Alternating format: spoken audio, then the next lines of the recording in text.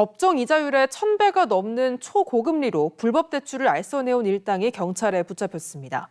이들은 상환율이 좋은 채무자만 골라 마치 다른 대부업체인 양 이른바 대출 돌려막기를 유도했는데요. 피해자 대다수가 자영업자였는데 그 수가 약 600명에 달합니다. 조민희 기자입니다. 대구의 한 불법 대부업체 사무실. 컴퓨터 화면 2개 위로 글자가 빼곡합니다. 채무 금액과 채무자 명단입니다. 130씩 첫 주 떼고 매주 받는 거라고 그죠? 경찰에 붙잡힌 이들은 SNS를 통해 초고금리 불법 대출을 일삼아왔습니다. 이자율은 연 최대 27,000%, 법정 이자율의 1,000배가 넘었습니다. 40대 총책을 중심으로 4개 팀으로 활동했는데 상환율이 좋은 채무자만 출연해 집중 공략했습니다. 다른 대부 업체인 것처럼 한 사람에게 여러 차례 광고 문자를 보내 고금리 대출을 계속 유인하며 수익을 늘렸습니다.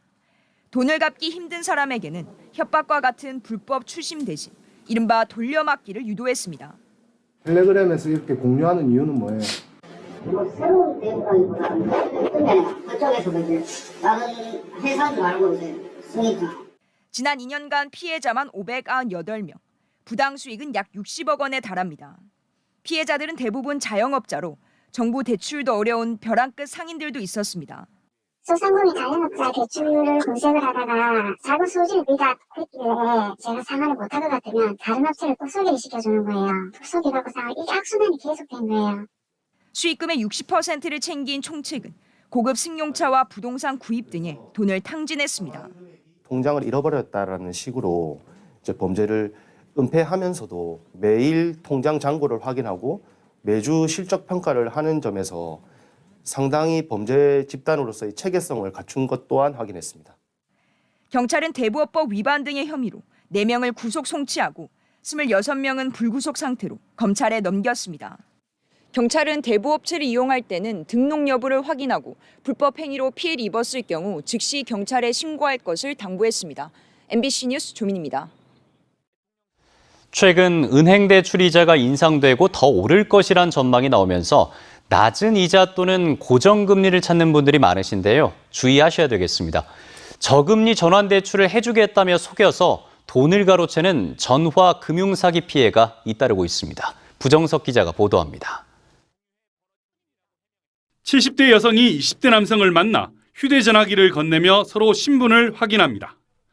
잠시 뒤 전화기를 돌려받은 여성은 1,300만 원이 든 돈 봉투를 남성에게 건넵니다. 전화금융사기 현금 수거책인 이 남성은 전화금융사기 감시가 강화되면서 직접 현금을 수거한 겁니다. 이처럼 저금리 전환대출을 해주겠다고 속여 돈을 가로챈 전화금융사기 현금 수거책 2명이 경찰에 붙잡혔습니다.